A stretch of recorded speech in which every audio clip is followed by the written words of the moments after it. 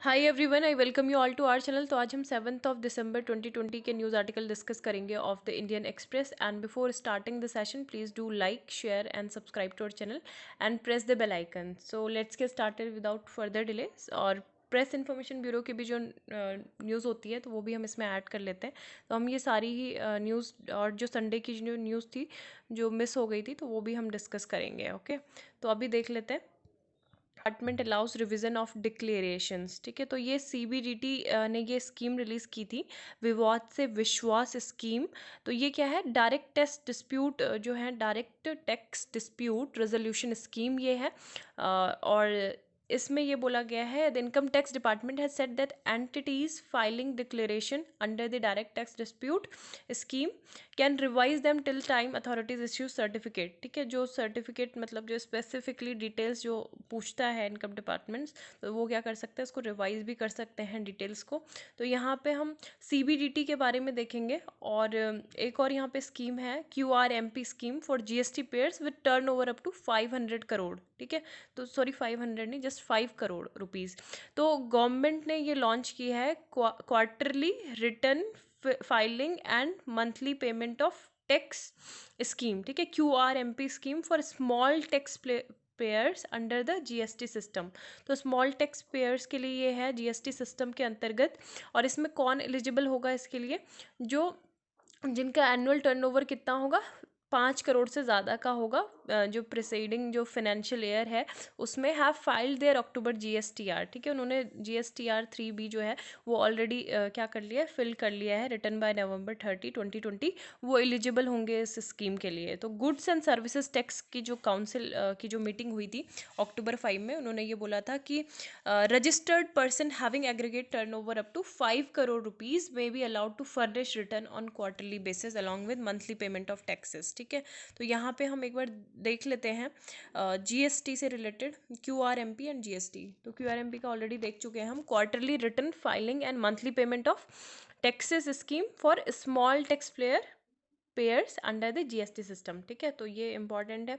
दूसरी जो है जीएसटी के बारे में कुछ फैक्ट देखें तो आप मुझे प्लीज़ ये बताएं। अभी वीडियो को पॉज करें प्लीज़, पॉज द वीडियो।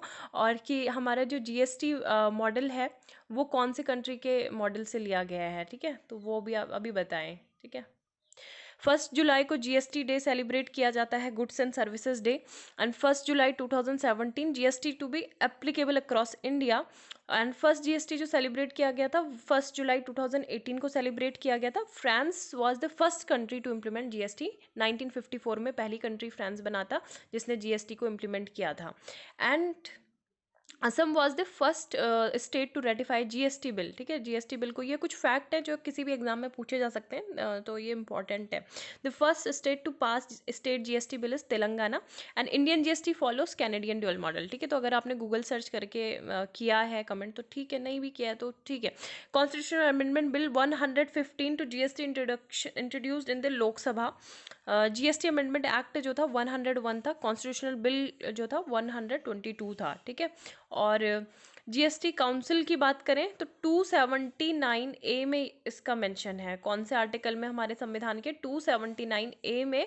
और ये हेड किसके द्वारा की जाती है? Headed by the union finance minister, जैसे अभी हमारी निर्मला सीतारमण है। ठीक है, तो इट मेक्स रिकमेंडेशन। तो ये यूनियन और स्टेट गवर्नमेंट को जो भी GST goods and services tax से रिलेटेड जो इश्यूज होते हैं तो उसमें रिकमेंडेशन देती है।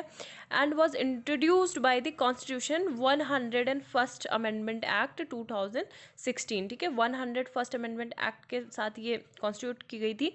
And chaired by the union finance minister. Other members are the union state minister of revenue और finance minister in charge of finance and taxation of all the states. और ये एक फेडरल बॉडी है, जैसे corporate, sorry not corporate, it's cooperative federalism. ठीक है, तो cooperative federalism का बेहतरीन जो एग्जांपल है वो जीएसटी काउंसिल ही है। Shall be taken a meeting by majority of not less than 3/4 of the weighted votes of the members present and voting. ठीक है, तो central government shall have weightage of 1/3 of the total vote cast. तो यहाँ पे जो है जो सारे जो स्टेट हैं, स्टेट गवर्नमेंट, तो वो क्या कर सकते हैं, उनका 2/3 of the total vote cast है ना, तो ज़्यादातर सेंट्रल स्टेट गवर्नमेंट को पार मिली हुई हुई है ना। अब यहाँ पे हमने CBDT के बारे में देखा था, तो रिसेंटली ये न्यूज़ में भी थे ये दोनों बॉडी, CBDT एंड CBIC। तो CBIC को मर्ज करने की बात की जा रही थी CBDT के साथ, लेकिन गवर्नमेंट ने फिर एक इशू रिलीज़ किया था जिसमें उन्होंने बोला था कि ऐसा हम कुछ भी अभी प्लान नहीं कर रहे हैं, ठीक है। तो CBDT और CBIC जो है ये क्रिएट हुए थे under the central boards of revenue act 1963। 1963 का जो central board of revenue act था, तो उसके तहत ये क्रिएट की गई थी दोनों body. And boards are part of the department of revenue, ठीक है। तो एक तो यहाँ से रेवेन्यू ये टर्म ले लेना, तो यहाँ से ये याद हो जाएगा कि ये डिपार्टमेंट ऑफ रेवेन्यू के अंतर्गत आता है, जो कि मिनिस्ट्री ऑफ फाइनेंस, ठीक है, वित्त मंत्रालय के अंतर्गत है।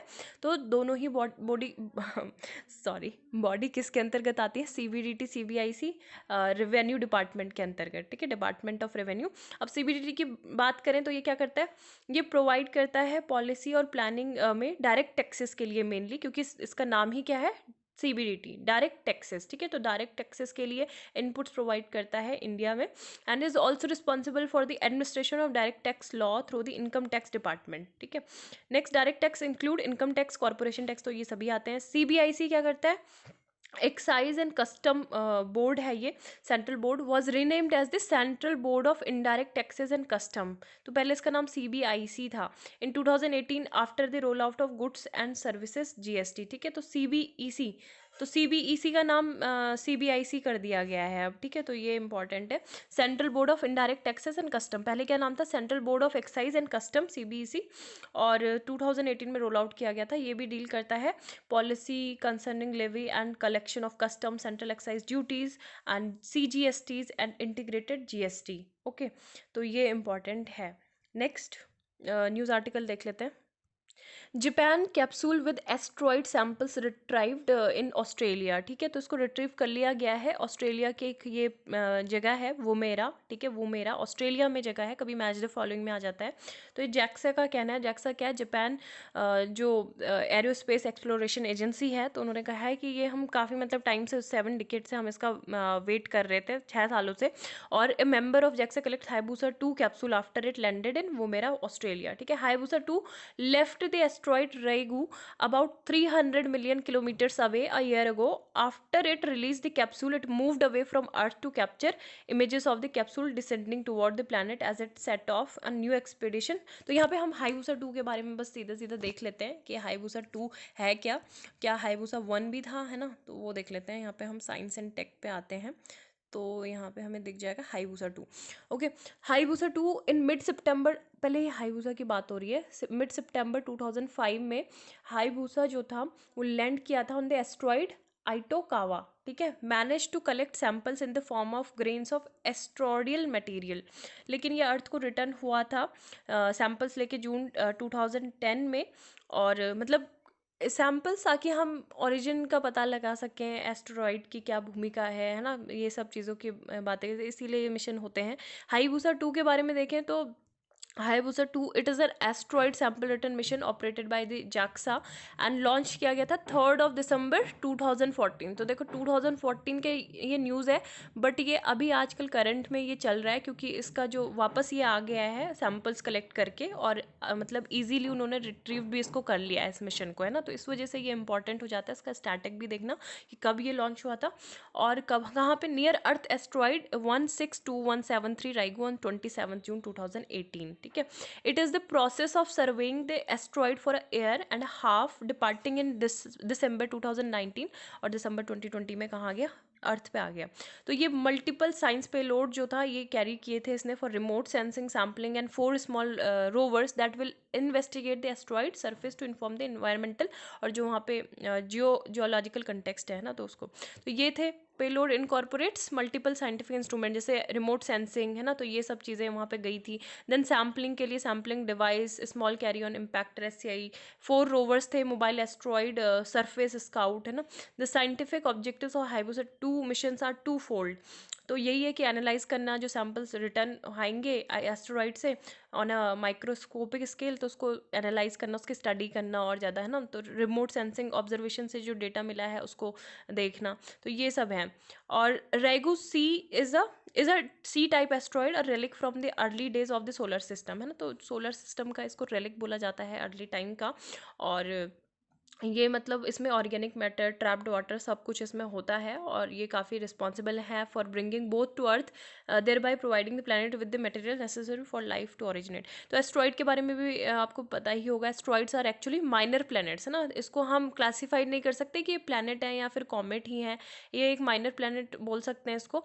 और these are generally in the direct orbit around the sun, ठीक है। और अगर इनके जो थोड़ा लार्ज फॉर्म में होते हैं एस्ट्रॉइड, तो उनको क्या बोल देते हैं, प्लांटॉइड्स, ठीक है। Planetoids are a larger form of asteroid. तो ये we should know the difference. एक और साइंस एंड टेक से रिलेटेड न्यूज़ यहाँ पे हो गई, Jupiter Saturn head for closest visible alignment in 800 years, ठीक है। ऐसा अलाइनमेंट जो अब हमें दिखेगा 2080 में दिखेगा, हम पता नहीं हम रहेंगे। So 4 months, Saturn and Jupiter have appeared to be courting as the giant celestial bodies have gradually drawn nearer in the night sky। तो यहाँ पे ये है कि एक एनकाउंटर होगा किसके बीच में, इसको बोलते हैं ग्रेट कंजक्शंस, ठीक है। तो हर 20 साल में ये होता है, but this one arriving on December 21, the winter solstice is special astronomer said it will be the closest alignment of Saturn and Jupiter।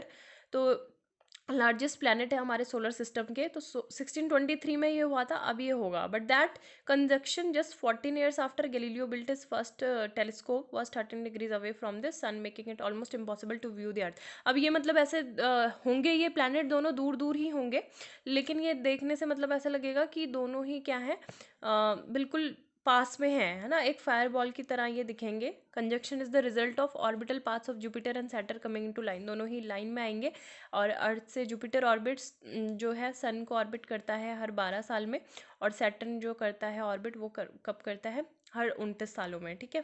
So they will appear to be close together resembling a bright ball, है ना, tipped over snowman in the sky. तो ये है एक, ये important है। Then Saudi prince criticise Israel at Bahrain summit, ठीक है। तो सऊदी का इंस्टेंस हमें ये इसके बारे में जानकारी होनी चाहिए कि सऊदी का इंस्टेंस हमेशा से ये रहता है कि वहाँ पे क्या करना चाहिए, जो इसराइल है, और इसराइल को मतलब हम तभी उनके साथ नेगोशिएशन टेबल पे आएंगे जब वो पीस डील में दोनों को ही, पैलेस्टाइन को भी क्या करें, इन्वॉल्व करें, और two state solution Israel Palestine conflict, है ना। तो यहाँ के जो एक प्रिंस है, सऊदी प्रिंस, तो उन्होंने क्रिटिसाइज़ किया इसराइल को, और ये बहरीन सिक्योरिटी समिट वहाँ पे चल रही थी, ठीक है।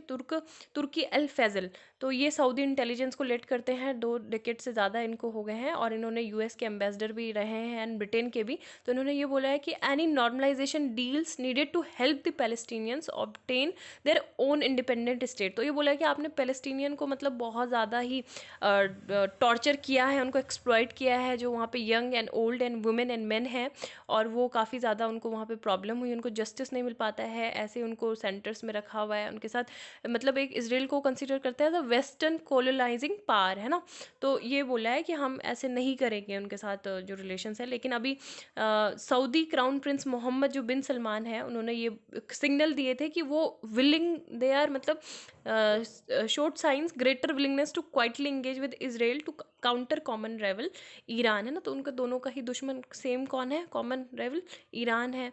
तो दोनों ही क्या करना चाहते हैं, फॉरेन इन्वेस्टमेंट को बूस्ट करना चाहते हैं, है ना। और अभी जैसे यूएई है और बहरीन है, ठीक है। तो इन्होंने क्या किया, इसराइल को मतलब उनके साथ टाइज नॉर्मलाइजेशन करने की बात की थी। देन रोमानिया में इलेक्शन हो रहे हैं, और virus could push people in extreme poverty to over 1 billion by 2020। तो यूएनडीपी की ये एक रिपोर्ट आई है, यूएनडीपी मतलब यूनाइटेड नेशन डेवलपमेंट प्रोग्राम। तो इन्होंने ये बोला है कि अभी 2030 तक क्या होगा, जो मतलब एक्सट्रीम पॉवर्टी से 1 बिलियन लोग जो हैं एक्सट्रीम पॉवर्टी के चपेटे में आ जाएंगे, है ना। तो study assesses the impact of different covid recovery scenarios of sustainable development goals.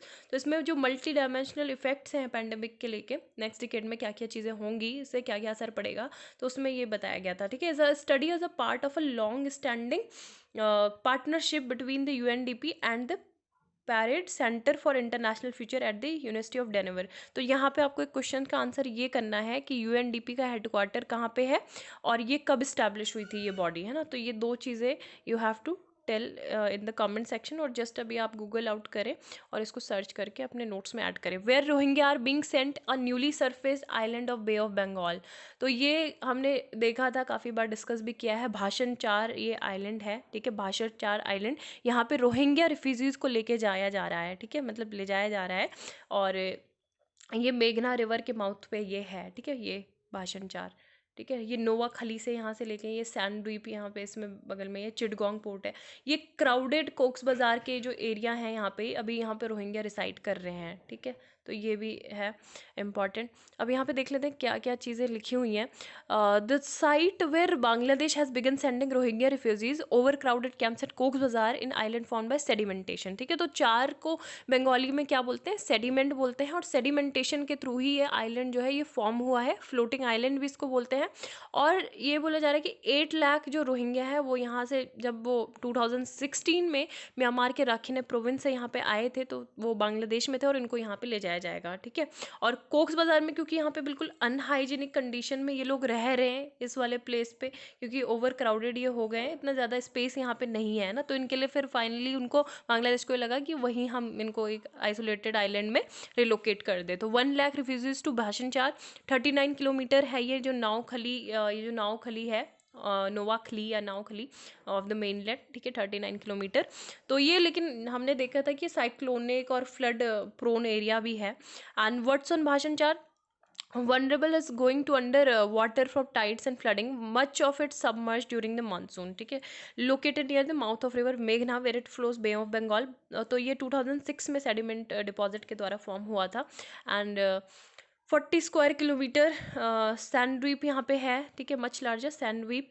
And the government has build shelters. तो हमने देखा था कि बांग्लादेश की नेवी ने यहाँ पे 23.12 बिलियन टका जो था, ठीक है, वो मतलब 72 मिलियन यूज़ करके, इन्वेस्टमेंट करके यहाँ पे कंस्ट्रक्शन किया है, कॉन्क्रीट एकोमोडेशन बनाए हैं। नवंबर 2017 से ही इन्होंने ये शुरुआत कर दी थी, है ना। और साथ में क्या बनाए हैं, मस्जिद्स बनाई हैं, हॉस्पिटल्स हैं, इनके लिए शेल्टर्स बनाए हैं, और फ्लड एम्बैंकमेंट्स बनाए हैं, साइक्लोन शेल्टर्स बनाए हैं, ठीक है। चाइनीज़ और ब्रिटिश कंपनीज़ ने भी यहाँ पे अपने कंस्ट्रक्शन प्रोजेक्ट किए थे।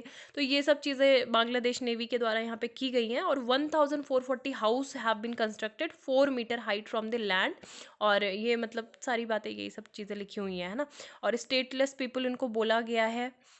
Of 120 shelter, 20 are collected for civil administration, learning center, community clinics, daycare center, orphanage। तो habitable or not, तो ये चीज़ बोला गया है कि ह्यूमन राइट काउंसिल जो 2019 थी, तो उन्होंने मतलब विज़िट किया था, जो यंग ली है फॉर्मर, ये यूएन स्पेशल से थी। तो इन्होंने बोला था कि इन्होंने विज़िट करने के बाद भी इनको एक क्लियर नहीं हुआ कि ये ट्रूली हैबिटेबल है या नहीं है, क्योंकि ये एक तरह से इल प्लान्ड रिलोकेशन होगा। और अगर आप रिफ्यूजीज़ का यहाँ पे कंसेंट नहीं ले रहे हो तो वो तो बिल्कुल और ज़्यादा ट्रबलसम हो जाएगा, न्यू क्राइसिस वो इमर्ज हो सकता है इससे, है ना। तो अभी जो है 1642 रोहिंग्या भाषण 4 पे दिसंबर 4 तक ऑलरेडी जा चुके हैं। और नेवल वेसल जो चिटगोंग से आया था वहाँ तक, रोहिंग्या ने ये बोला कि, कुछ ने मतलब ये बोला कि they are very excited at being relocated to a new peaceful and nice place, है ना। तो वो काफ़ी कुछ एक्साइटेड थे। कुछ ने बोला कि उनका तो कंसेंट भी नहीं लिया गया कि उनको जाना चाहिए वहाँ पे, जाना चाहिए नहीं जाना चाहिए। सो म्यांमार एंड रोहिंग्या की बात करें तो म्यांमार जो है रोहिंग्या को रिकॉग्नाइज नहीं करता है ना, does not recognise Rohingya as an indigenous group, और उनको क्या बोलता है, बंगाली बोलता है ना। और वो उनके रिलोकेशन पे भी उसने कोई भी रिएक्ट नहीं किया है। 2 साल पहले क्या हुआ था, उन्होंने उनको वापस लेने की बात की गई थी, लेकिन एक भी रोहिंग्या वहाँ पे वापस नहीं गया, है ना। और अराकान रोहिंग्या सेल्वेशन आर्मी को इन्होंने क्या बोला था, इस्लामिस्ट टेररिस्ट ग्रुप बोला था म्यांमार ने। तो उस टाइम पे काफ़ी ज़्यादा एट्रोसिटीज़ इनके ऊपर हुई थी ये ग्रुप बोल के। और यूएन का जो एक appointed independent international fact finding committee थी, ठीक है, यहाँ पे मैं जूम इन कर देती हूँ, हाँ आपको क्लियरली दिखेगा। सो इन्होंने बोला था कि काफ़ी सारे जो वहाँ पे मतलब लोग हैं, है ना, तो उनके साथ काफ़ी शोषण हुआ है, उनका इनडिस्क्रिमिनेट किलिंग हुई है। और फिर गाम्बिया जो था, उन्होंने भी ये बोला कि ऑर्गेनाइजेशन ऑफ इस्लामिक कोऑपरेशन में म्यांमार को मतलब आईसीजे में वो ले गया कि वो 1948 की जो कन्वेंशन है, जीनोसाइड कन्वेंशन, तो उसको वायलेट कर रहे हैं, है ना। तो आंग सान सू की रिप्रेजेंट कर रही थी। तो उसके बाद फिर ऑर्डर भी आया था ये आईसीजे का कि मतलब क्या करना चाहिए, ऑल मेजर लेने चाहिए with in its power Myanmar को। और जो एट्रोसिटीज़ है माइनॉरिटी रोहिंग्या मुस्लिम्स कम्युनिटी के ऊपर, तो उसको प्रिवेंट करना चाहिए। लेकिन जो पनिशमेंट है of the crime of genocide, मतलब ये जो ऑर्डर थे ये म्यांमार पे बाइंड नहीं है, ठीक है। और रोहिंग्या रोहिंग्या म्यांमार में आज कितने हैं, तो अगर हम बात करें तो अभी भी हैं। जो राखीन स्टेट है, आप हमने फॉलो अप कर रहे हैं अगर आप न्यूज़ का रेगुलरली, तो देखा था कि म्यांमार में इलेक्शन हुए थे 2015 के बाद से, तो वहाँ पे अभी राखीने जो स्टेट था वहाँ पे पोल कंडक्ट कराना मतलब वो नहीं कंडक्ट हो पाया था, है ना। तो उनको मतलब बायकॉट ही कर दिया था रोहिंग्याज को इलेक्शन प्रोसेस से भी। And with up a million Rohingya outside Myanmar and voting called off in Rakhine state, where a lakh Rohingya still live, even those eligible could not vote, है ना। तो जो एलिजिबल थे वो भी वोट नहीं कर पाए, और बाकी जिनके नॉमिनेशंस थे कैंडिडेट के, तो वो रिजेक्ट कर दिए गए क्योंकि वो अपनी सिटीजनशिप को प्रूव नहीं कर पाए। अभी एशियन है, एशियन का मेंबर आपको पता है कि म्यांमार है, लेकिन ये भी इस क्राइसिस को एड्रेस करने में अनेबल रहा है ना। तो ये क्योंकि ग्रुपिंग, ये क्या बोलते हैं कि हम मतलब जो नॉन इंटरफेरेंस पॉलिसी को लेके चलते हैं कि किसी भी कंट्री के जो है उसमें हम नहीं करते हैं ना, मतलब इंटरवेंशन नहीं करना चाहते। नेचर ऑफ इकोनॉमिक रिकवरी, तो ये इस पे एक बार आप देख सकते हैं व्हाट हैज़ मतलब क्या क्या हुआ है ना। जैसे आरबीआई का भी जो अभी न्यू स्टैंस था, एक क्या उन्होंने रखा है कि इन्फ्लेशन को टारगेट मतलब इन्फ्लेशन पे उन्होंने ध्यान नहीं दिया इस बार। उन्होंने एकोमोडेटिव स्टैंस रखा है, दैट मीन्स कि ग्रोथ को एक्सेलरेट करने की बात की गई है ना। दो गोल होते हैं, तो अभी उन्होंने एक ही गोल को क्या किया है, उसको देख रहे हैं। सो नेचर ऑफ इकोनॉमी में यहाँ पे है कि as India emerges from the blow of lockdown, how far has the economic household recovered, तो हाउस होल्ड के बारे में यहाँ पे बात की गई है। While unemployment is back at pre pandemic levels, तो अनएम्प्लॉयमेंट जैसे पहले था वैसे ही है, इवन और ज़्यादा बढ़ गया है ना पहले से, तो मतलब बहुत ही ज़्यादा बढ़ गया है। Data show that the stress of creating new jobs is not yet over, house hold incomes remain depressed and house hold spending है रिकवर्ड ओनली पार्शली, तो जो स्पेंडिंग भी है वो भी केवल पार्शली ही रिकवर्ड हुई है, ठीक है। और नेक्स्ट यहाँ पे जो न्यूज़ है that is related treating hearing loss in children early, तो यहाँ पे ये कि सेव चिल्ड्रन इंडिया, तो ये एक इन्होंने इम्प्लीमेंट किया था ध्वनि, ठीक है। तो एक प्रोग्राम था जो अर्ली इंटरवेंशन है, मतलब चिल्ड्रन को जो हियरिंग लॉस हो जाता है बाद में, तो उसको पहले ही आइडेंटिफाई कर लिया जाए, तो वो मेन स्ट्रीम में चांसेस है कि वो आ सकते हैं ना। देन स्टबिंग आउट अ क्राइसिस, तो ये ई सिगरेट के बारे में है, काफ़ी इंपॉर्टेंट है। और ऑथर यहाँ पे जो प्रीति सुदान है ये बोल रही हैं कि 2019 5 दिसंबर को हमको मतलब भूलना नहीं चाहिए, it is a date to remember. क्यों रिमेंबर करना चाहिए इस डेट को, क्योंकि इस दिन prohibition of electronic cigarettes act 2019 notify किया गया था, और लोकसभा में पास हुआ था बिल मतलब 27 नवंबर को, फिर राज्यसभा में 2 दिसंबर को हुआ था। और उस टाइम पे ये हेल्थ सेक्रेटरी थे, तो ये सारी प्रोसीडिंग देख रहे थे राज्यसभा टीवी में, और इन्होंने मतलब ये सारी चीज़ें बताई हैं कि 2 लोगों को देखा जब ये घर से बाहर थे, है ना, मतलब कि वो क्या कर रहे हैं, यंग 12 से 13 साल के बच्चे वो स्मोकिंग कर रहे हैं, सिगरेट पी रहे हैं, तो इनको वो चीज़ पसंद नहीं आई, काफ़ी ज़्यादा कंसर्न थे। तो इन्होंने ये सोचा कि जो हमारे यहाँ पे जुवेनाइल जस्टिस एक्ट है ना, वो उसको अभी रिसेंटली अमेंड भी किया गया था, तो हम इसमें एक अपॉर्चुनिटी ये ला सकते थे कि हम एक लीगल प्रोविज़न यहाँ पे इसके ये प्रोविज़न भी डाल सकते थे यहाँ पे, है ना, कि हम इसको मतलब जो स्मोकिंग है, ये जो जुवेनाइल है वो नहीं करें इनको। So the pain of his patient only standard is, तो यहाँ पे ये बोला गया कि इस जो मिनिस्टर की साइड से जो सपोर्ट था, है ना, जॉइंट सेक्रेटरी का, और जो प्रोविज़न था कि इसको जुवेनाइल जस्टिस एक्ट को अमेंड करना है 2015 में, और सेल ऑफ टबैको, तो ये इसमें ऐड कर लिया गया था, उसको क्रिमिनल ऑफेंस बना दिया गया था कि जो भी अगर सेल करेगा तंबाकू की, टोबैको की माइनर्स को, तो एक क्रिमिनल ऑफेंस हो जाएगा,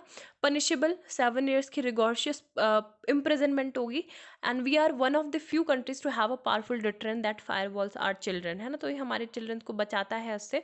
और एक जो हमने रेटिफाई भी किया था FCTC, international treaties on global tobacco control को, तो एक इसमें इंडिया के पास भी लेजिस्लेटिव फ्रेमवर्क है कि हम मतलब क्या कर सकते हैं, हम जो इसकी डिमांड है उसको रिड्यूस कर सकते हैं, टैक्स से रिलेटेड हम मेजर ले सकते हैं, price regulation, content of tobacco products, है ना, डिस्क्लोजर और deterrent packaging labelling norms, the provision of advertising and promotion, sponsorship, तो ये सेवरल अवेयरनेस मेजर हम ले सकते हैं। ऑल्सो फ्री हेल्पलाइन, हमारे पास क्विट लाइन भी है, हेल्पलाइन नंबर्स भी हैं। So we achieved 17% relative decrease in tobacco consumption. 2010 और 2016 की बात करें हम, तो हमने कितना 17% का डिक्रीज देखा है टोबैको के कंजम्पशन में, और हम एक हाईएस्ट ग्लोबली मतलब पूरे इतने शॉर्ट स्पैन में इसको अचीव करने वाले एकमात्र कंट्री बन गए हैं। Consumption among children show 33% decline, है ना, तो ये चीज़ है। और अभी करंट में मतलब ऐसे बात करें 26.68 करोड़ इंडियन जो है टोबैको वो यूज़ करते थे, और इसका जो रिडक्शन था रियली मतलब काफ़ी मेहनत ये जॉब था, और अभी हमने कर भी दिया ऐसे। और अगर हम बात करें मतलब जो वेस्टर्न कंपनीज होती हैं, तो देखो वेस्टर्न कंपनीज का मतलब क्या काम होता है कि एक मार्केट को देखना, ठीक है, मार्केट को देखना, फिर वहाँ मतलब कौन सी पॉपुलेशन है जो ये चीज़ को कंजम्पशन इसका कर सकती है ज़्यादा लेवल पे, तो उसको टारगेट करना, है ना। अब उसको टारगेट किस तरीके से किया जाता था कि ठीक है, अगर आप ई सिगरेट लोगे तो ये लेस हार्मफुल होती है, इसमें जो है इतना ज़्यादा मतलब नहीं है, तो ये जो आप कन्वेंशनल सिगरेट पीते हो उसका ये अल्टरनेटिव है और बेहतरीन है। तो लोगों ने मतलब जोश में आके खूब ई सिगरेट लेना शुरू कर दिया, ऑल्दो इंडिया में ये अप्रूव नहीं है, लेकिन इलीगल तरीके से यहाँ भी इसको यूज़ किया। So this was the electronic nicotine delivery system, and मतलब क्या है, electronic nicotine delivery system which content toxic and addictive chemicals. इसमें निकोटीन अवेलेबल होता है नियरली 7,000 फ्लेवर्स में, है ना। सो इंडिया की जो यंग पॉपुलेशन थी वो ल्यूक्रेटिव मार्केट उसको देखा। A committee of expert coordinate by dedicated doctors ये कॉन्स्टिट्यूट हुई थी इस एग्जाम मैटर को एग्जामिन करने, है ना। तो ये बोला गया कि जब ये प्रेसिडेंट थे 8th सेशन जो WHO का हुआ था, FCTC कॉन्फ्रेंस ऑन पार्टीज, तो यहाँ पे एंड के बारे में काफ़ी कन्फ्यूजन था कंट्रीज़ में, और वो एक एविडेंस बेस्ड रिसर्च मतलब करना चाह रहे थे।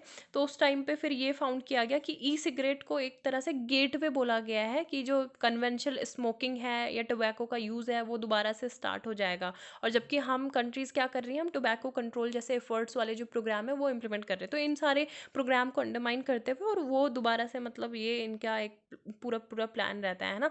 सो ये चीज़ है। और WHO ने 2019 में ये बोला था कि ई सिगरेट जो है वो क्या है, इनकॉन्क्लूसिव है। लंग इंजरी कॉज बाय कोविड-19 and manifestations are similar to those cause by e cigarettes, है ना, तो एक तरह से सिमिलर ही ये हो रहे हैं। और E N Ds never approved in India, और इसके लिए एडवाइजरी जो थी स्टेट में इशू भी की गई थी, अगर इसकी इलीगल सेल होती है तो उसको भी स्टॉप कर दिया जाए। 16 states prohibited e cigarette and action by the state government and the centre advisory were challenge and stayed by the court, है ना। तो उसके बाद इस पर स्टे भी लग गया था। तो हम मतलब फाइनली ये बोला गया है कि ई सिगरेट जो इंडिया में है has been successfully stalled as I sat watching the parliament proceeding apart from a feeling sense of fulfilment. Timely action लिए गए, है ना, सभी ने, और ये काफ़ी एक पॉलिटिकल विल थी, हाईएस्ट लेवल पे सपोर्ट था, कोलैबोरेशन था, और जिसने मतलब हेल्प किया, जो सोल्यूशन था मिल गया। So new map for the end of oil age, ठीक है। तो यहाँ पे ये बोला गया है कि आर्टिकल में सबसे पहले विक्रम एस मेहता के द्वारा ये रिटन आर्टिकल है। Writer is the chairman of centre for social and economic progress. तो इन्होंने ये कहना है यहाँ पे कि हमको मतलब फ्यूचर जो एनर्जी ट्रांजिशन है उसके बारे में सोचना होगा इंडिया को।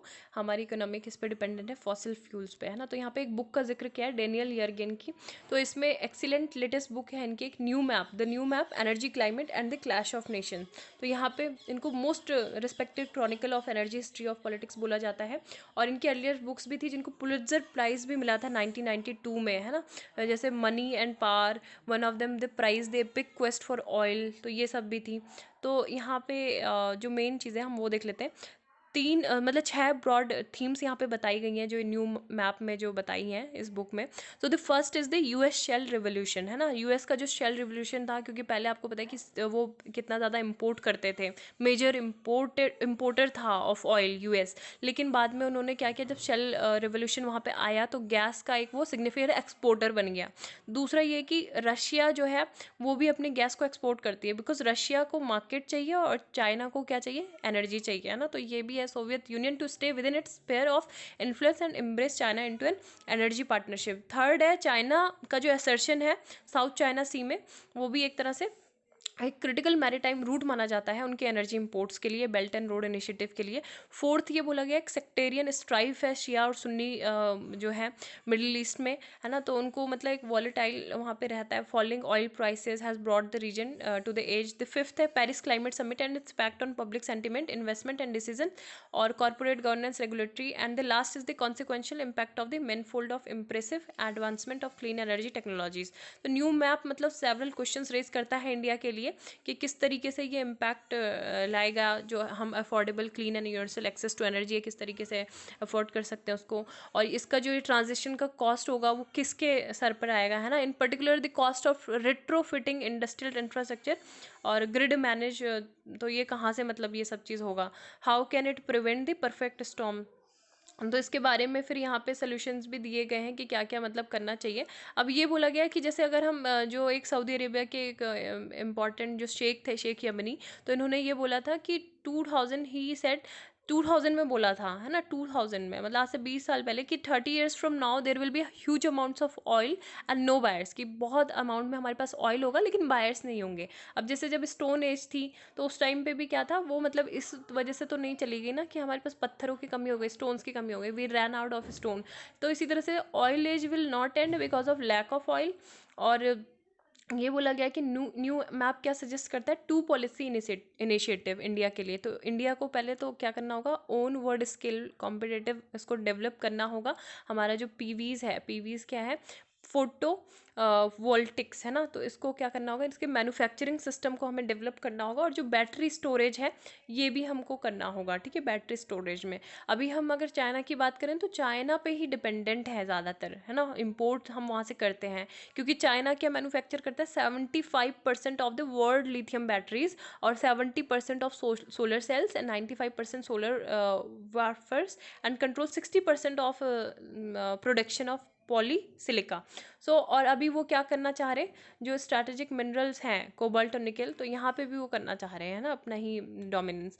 इंडिया के पास दूसरी बात ये है कि हम प्रिपेयर करें क्लीन एनर्जी टेक्नोलॉजी स्ट्रैटेजी, जिसको चाइना ने ऑलरेडी रिकॉग्नाइज किया है, लेकिन हमको इसको रिकॉग्नाइज करने की बहुत ज़रूरत है, क्योंकि technology is the answer to the energy transition, that is what will bring the system to tipping point of radical change. अभी चाइना की बात करें तो चाइना ने R&D बहुत ज़्यादा मतलब क्लीन एनर्जी पे किया है, और उनका प्लान 2025 जो है, इंडिया की strategy should identify relevant breakthrough technology का एस्टैब्लिशमेंट, है ना। तो यही सब चीज़ें बोली गई हैं कि हम इस चीज़ पे फोकस करें specifically regards latter clean energy technology offers an early mutually beneficial platform. तो इंडिया और जो जो बिडेन एडमिनिस्ट्रेशन है उनके लिए भी ये बेनिफिशियल रहेगा।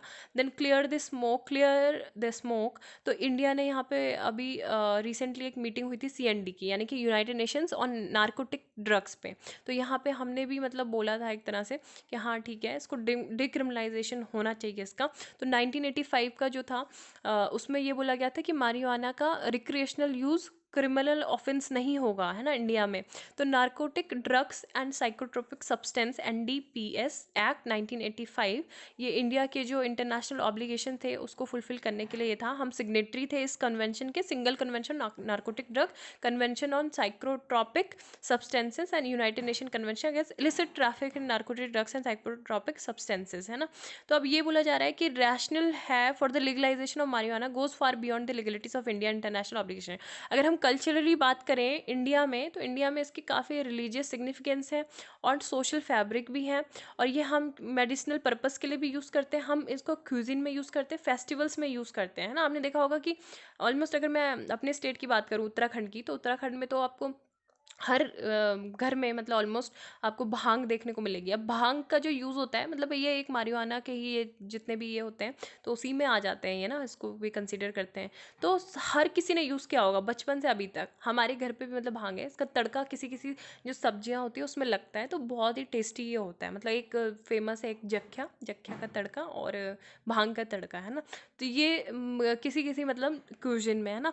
तो फेस्टिवल्स में यूज़ होता है, तो ये तो हम पहले से ही यूज़ करते आ रहे हैं, ऐसा कोई भी नहीं मिलेगा जिसने इसका यूज़ नहीं किया होगा। तो 2019 में भी जो मैग्नीट्यूड था सब्सटेंस यूज़ इन इंडिया, इन्होंने रिपोर्ट ये फाउंड किया था इसमें कि 2.8% ऑफ द पॉपुलेशन, यानी कि 3 करोड़ से ज़्यादा जो इंडिविजुअल हैं, उन्होंने मतलब किसी ना किसी तरीका का जो कैनबीज प्रोडक्ट है with in the previous year वो कंज्यूम किया है ना। तो that such a large number of people willingly admitted, हम मतलब बोल रहे हैं कि हाँ हमने किया है यूज़। तो ये गवर्नमेंट के सर्वे में आया है, तो इसको इसकी एक्सेप्टेबिलिटी जो है सब्सटेंस की, वो जो प्रिवलेंस है वो उसको एक्सेप्ट करना चाहिए, और इसका इतना ज़्यादा क्रिमिनलाइजेशन ऐसे नहीं होना चाहिए। One whose effects on mental and physical health have been proven to be far less harmful, है ना। तो इतना ज़्यादा तो है नहीं, जैसे अल्कोहल टोबैको का कंजप्शन आप कर लें तो मेंटल हेल्थ के लिए ज़्यादा सही नहीं, लेकिन अगर इसका हम एक लिमिटेड रेगुलेटेड वे में यूज़ करें तो इतना ऐसा कोई प्रॉब्लम नहीं है मेडिसिनल यूज़ में। तो ये कर सकते हैं, उसको रेगुलेट कर सकते हैं, उस पर हम टैक्स और मॉनिटर्ड कर सकते हैं जैसे टोबैको और अल्कोहल प्रोडक्ट्स पे करते हैं। और बाकी यही चीज़ है कि only serves to burden overwork criminal justice, है ना, कि इतने सारे लोगों को आप सीधा अरेस्ट कर दोगे, जैसे अभी रिया चक्रवर्ती, उसके भाई शोभित चक्रवर्ती, और जो बहुत सारी बॉलीवुड पर्सनैलिटी हैं। तो एक तरह से क्रिमिनल जस्टिस सिस्टम जो हमारा है वो ओवरवर्कड हो जाएगा, वो बर्डन वहाँ पे हो जाएगा, इतने सारे केसेस ऑलरेडी वहाँ पे हैं और ये सारे केस भी वहाँ पे जाएंगे, है ना। तो हाँ, when it occurs must be treated as an far for what it is, a mental health issue. The international convention which forced the promulgation of the NDPC were in many ways an offshoot of the US war on drugs. तो यही सब चीज़ें कि उसको decriminalise किया जाए ना। New climate, तो इंडिया को ये बोला गया है कि जो मतलब लाइक माइंडेड नेशन है जिनका क्लाइमेट चेंज पे एक सेम स्टैंस है, तो उनके साथ ही कोलेशन बनाना चाहिए। अभी पेरिस एग्रीमेंट क्लाइमेट चेंज जो था, तो उसमें क्या बोला गया था कि टेम्परेचर को 2 डिग्री सेल्सियस से मतलब कम ही रखना है ना, प्री इंडस्ट्रियल लेवल, और 1.5 डिग्री सेल्सियस। तो सारी कंट्रीज़ जो हैं GHG ग्लोबल मतलब ग्रीन हाउस गैसेस के जो एमिटर्स हैं, चाइना, US, EU, तो इन्होंने भी बोला था और इन्होंने क्या अपनाया था, NDC, नेशनली डिटरमिन्ड कमिटमेंट्स। फिर उसी के बाद जब ट्रम्प पावर में आया तो उसने क्या किया, जो इस क्लाइमेट चेंज डील थी उससे बैकआउट कर लिया, है ना। और जो अभी 4 नवंबर को ही मतलब पूरा ऑफिशियली वो बाहर हुआ है, विड्रॉल किया है इससे। तो ये बोला गया है कि जबकि मतलब वो यही लोग जो हैं ज़्यादा मतलब ग्रीन हाउस गैसेस जो हैं मतलब बहुत ज़्यादा पोल्यूटेंट इन्हीं के मतलब कामों से हो रहे हैं, मतलब पोल्यूशन फैल रहा है ना। कि अगर हम बात करें US की तो एट अराउंड 15%, और यूरोप की बात करें तो 10% है, और जो एमिशन है इंडिया फोर्थ आता है उसमें, 7% ऑफ द ग्लोबल टोटल। और बाकी के मतलब चाइना ने अभी अगर बात करें तो 30% वो करता है ग्लोबल ग्रीन हाउस गैसेस का, बट हैविंग वर्कड ऑन, जैसे उन्होंने अपने काफ़ी ज़्यादा जो कोल गजलिंग पावर प्लांट्स थे उनको शट डाउन भी किया है ना बीच में। और इंडिया ने भी कमिटमेंट किए हैं कि हमने 33 to 35% क्या करना है इसको, इमिशन को intensify of its GDP by 33 to 35% 2005 level का, मतलब 2030 तक, है ना। तो 40% जो non fossil fuel installed electricity production है कैपेसिटी, तो इसको हमें अचीव करना है। और जो conference of party united nation framework convention climate change थी, UNFCCC की, और जो पेरिस क्लाइमेट जो पहले हुआ था 2015 में, इस साल नहीं होगा, और ये अब होगा ग्लासगो में 2019 में, 2021 में ये होगा, ठीक है। तो इसमें काफ़ी सारे मतलब चीज़ों पे बात होगी, जैसे UN in 2021 establish a global coalition, है ना, तो फॉर कार्बन न्यूट्रलिटी, तो इस पे बात होगी कार्बन न्यूट्रलिटी पे ग्लोबल कोलेशन। एंड ऑल्सो किस पे पुश करेंगे, वर्चुअल क्लाइमेट एम्बिशन समिट दिसंबर 12 को होगी, जिसमें फ्रांस और UK जो ऑर्गेनाइज कर रहे हैं इसको। और India engagement in global climate negotiation must be imbued with a strategic perspective informed by the building of green. तो ग्रीन क्या है, growth with renewable energy, entrepreneurship and nature coalition. तो कंट्रीज जो डेवलपमेंट इम्पेरेटिव्स और climate perspective है तो उनके लिए सब होगा ग्रीन, ठीक है। ग्रीन एक कंस्ट्रक्शन चल रहा है, inauguration of construction work Agra metro rail project by Narendra Modi prime minister, video conferencing के थ्रू ये इनॉग्रेशन होगा। Nainital deploys dolis to boost, ये क्या है,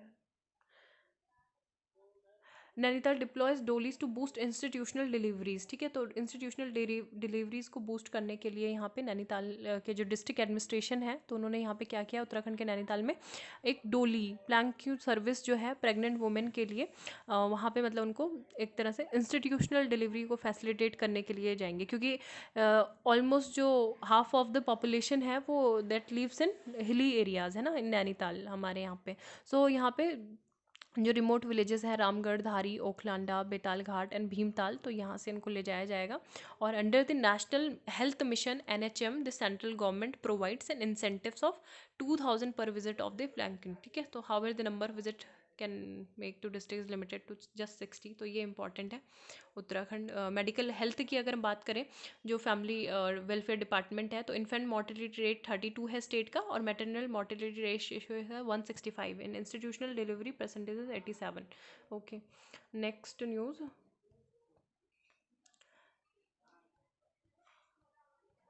और तो कुछ है नहीं। हाँ, ये फाइजर से रिलेटेड ही यहाँ पे कि फाइजर जो है, after Pfizer Pune lab seeks not for emergency use of its Oxford vaccine. ठीक है, ड्यूरिंग अ पंजाब पब्लिक, ये तो बस ऐसे दिखा रहा है कि फाइजर के बाद जो है एमरजेंसी यूज़ किसने मांगा है, ऑक्सफोर्ड वैक्सीन ने। ठीक है, और 101 PSU give 155 crore from their staff salaries to PM fund. तो ऐसे ही नहीं दिए, ये CSR फंड के थ्रू देते हैं। ठीक है, तो कॉर्पोरेट सोशल रिस्पॉन्सिबिलिटी फंड के थ्रू, जैसे ONGC, IOC, BSNL, भेल, NTPC, HAL, ठीक है, HPCL, तो इन्होंने क्या दिया है, 2400 crore in corporate social responsibility fund. तो प्राइम मिनिस्टर ऑफिस जो है PMO which manage it's funds, तो PM केयर का फंड कौन मैनेज करता है, PMO। और इन्होंने ये क्या है कि डिटेल मतलब वो नहीं बताएंगे कि कितना किसने दिया है। प्राइम मिनिस्टर केयर फंड क्योंकि जो है ये RTI के अंदर नहीं आता है ना, authority is not a public authority under the ambit of section 2R of the RTI act and how relevant information respect of, आप PM केयर की जो फंड की वेबसाइट है वहाँ पे देख सकते हैं। तो ये सेटअप हुआ था 28 को, मार्च 28 को, the year following the covid outbreak. और यहाँ पे ये कल का न्यूज़पेपर था, तो कल भी यही था कि cleared in UK, Pfizer first India to apply emergency use. कि फाइजर एक ऐसी कंपनी बन गई जो पहली बार मतलब इंडिया में भी यूज़ किया है इन्होंने, इमरजेंसी ऑथराइजेशन यूज़ के लिए एप्लीकेशन दी है। ठीक है, तो ये है। और बाकी PM टू ले foundation stone for new parliament building on December 10, तो December 10 को हम देखेंगे। ठीक है, न्यू पार्लियामेंट बिल्डिंग जो है 971 करोड़ की ये बनेगी। देन और जो इम्पोर्टेंट न्यूज़ थी कल की, वो थी यहाँ पे, ये इसके बारे में फैक्ट्स दिए गए हैं ना कि क्या क्या होगा। तो ये देख सकते हैं, लोकसभा के चैम्बर विल हैव 888 सीट्स और 384 जो होंगी राज्यसभा की होंगी। करेंटली स्ट्रेंथ कितनी है लोकसभा की, 543, एंड राज्यसभा की 245। तो ये है, वहाँ पे 1224 मेंबर के लिए भी सीट होगी। और बाबा साहेब भीमराव अम्बेडकर के महापरिनिर्वाण दिवस था, है ना, डेथ एनिवर्सरी थी। फादर ऑफ द कॉन्स्टिट्यूशन बोला जाता है, इंडियन कॉन्स्टिट्यूशन। और नेक्स्ट जो है न्यूज़ क्या थी, Bahrain now second nation to approve Pfizer covid vaccine for emergency use. ठीक है, बहरीन सेकंड नेशन बन गया है। मॉस्को स्टार्ट मास कोविड-19 वैक्सीनेशन, स्पुतनिक 5। तो रशिया ने 2 कोविड वैक्सीन जो है डेवलप की, Sputnik 5 which is backed by the Russian direct investment fund and other developed by Siberia vector institute with final trials. ठीक है, दूसरा ये US and exchange program with China calling them propaganda. तो US ने terminate कर दिया है जो चाइना के साथ एजुकेशनल चाइना ट्रिप प्रोग्राम था, US चाइना फ्रेंडशिप प्रोग्राम था और US China leadership exchange program था, है ना। तो इन्होंने बोला कि ये प्रोपागेंडा है चाइना की साइड से और कुछ नहीं है। 18 kill due to excessive level of poisonous gas, तो कार्बन मोनोक्साइड गैस की वजह से कोल माइन जो थी चाइना में, वहाँ पे डेथ हो गई। Japan journey to asteroids ends with a hunt, Australia, ये हम ऑलरेडी डिस्कस कर चुके हैं। एंड BBB ट्रिपल बी, है ना, banks board of bureau recommends Raman for post of SIDBI CMD, Tomar को MD बनाया गया है IFCI का। तो अगर BBB की बात करें, ट्रिपल बी यानी कि बैंक्स बोर्ड ब्यूरो, तो ये फॉर्मर डिपार्टमेंट जो है पर्सनल एंड ट्रेनिंग के सेक्रेटरी BP शर्मा के द्वारा हेड किया गया है। And the government is 2016 had approved the constitution of bank board of bureau as a body of eminent professionals and officials to make recommendation for appointments of whole time director as well as non executive chairperson. ठीक है, जो public sector bank के non executive chairperson है उसके लिए भी मतलब recommend करते हैं। एंड शिवेंद्र तोमर को क्या बनाया, post of MD and CEO of IFCI, currently is managing director IFCI venture capital. तो ये इंपॉर्टेंट है। तो thank you, have a nice day, आपका दिन शुभ हो।